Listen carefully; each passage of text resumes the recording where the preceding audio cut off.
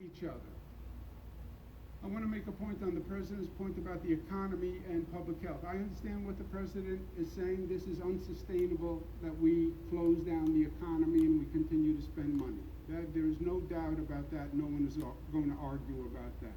But if you ask the American people to choose between public health and the economy, then it's no contest.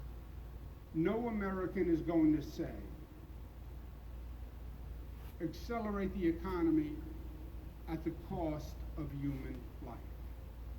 Because no American is going to say how much a life is worth. Job one has to be save lives. That has to be the priority. And there's a smarter approach to this. We don't have to choose between the two. You can develop a more refined public health strategy that is also an economic strategy. What do I mean by that? Our public health strategy was a blunt instrument. What we said at a moment of crisis is isolate everyone. Close the schools, close the colleges, send everyone home, isolate everybody in their home. In truth, that was not the most refined public strategy. Why? Because it wasn't even smart, frankly, to isolate younger people with older people.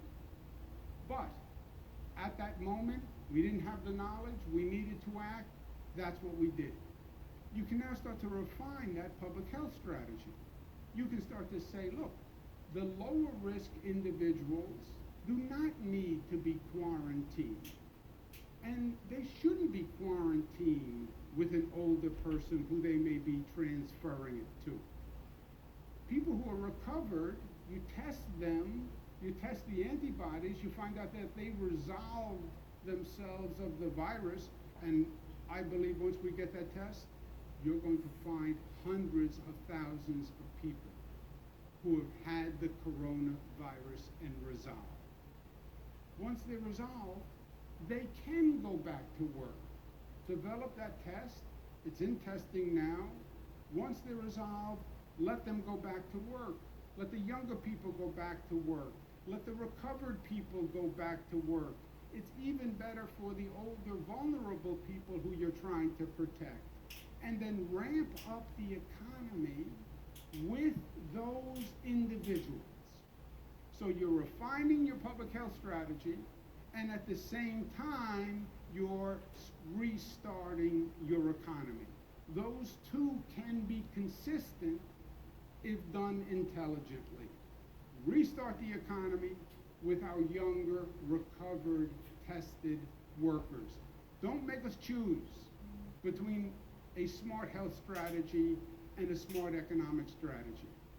We can do both, and we must do both. It's not the economy or public health, it's restarting the economy and protecting public health. It is both.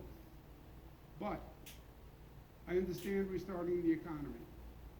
The crisis today, focus on the crisis at hand. Focus on the looming wave of cases that is about to break in 14 days. That has to be the priority. And that is hospital capacity.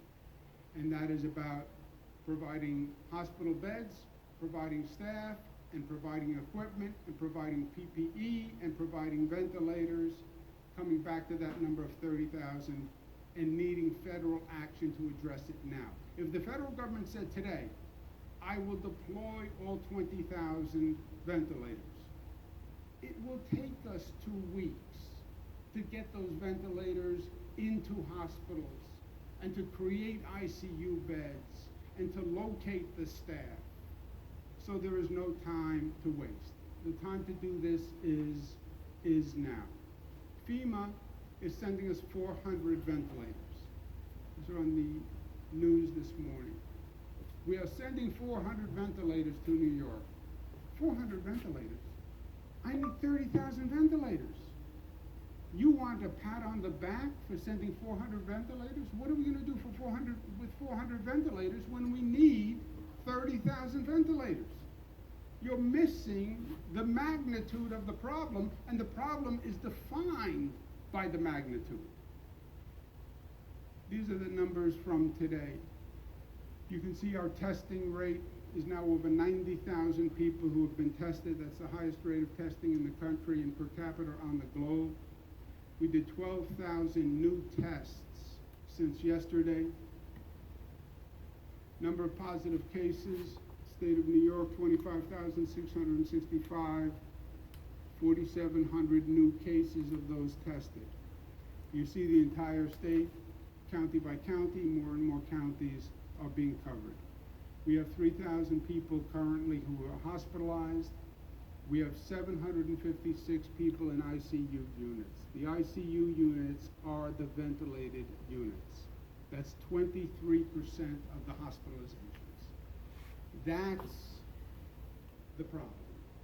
As the number of cases go up, the number of people in hospital beds goes up, the number of people who need an ICU bed and a ventilator goes up, and we cannot address that increasing curve. Again, you look at the number of cases in the country, you'll see that New York is an outlier in the number of cases. It's not even close. What is happening in New York is not a New York phenomenon, right? People in New York don't have a different immune system than other Americans.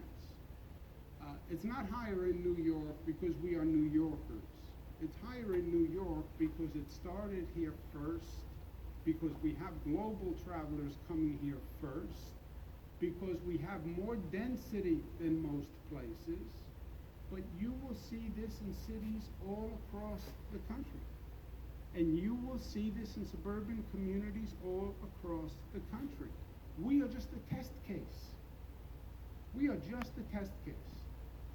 And that's how the nation should look at it. Look at us today.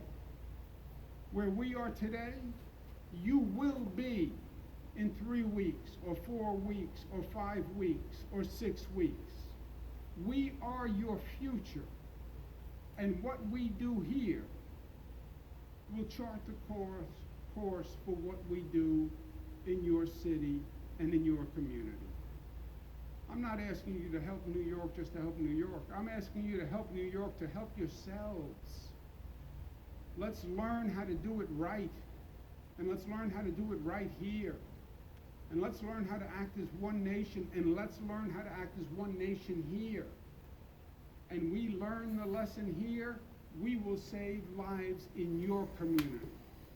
I promise you that. We're delivering supplies that we've been able to purchase.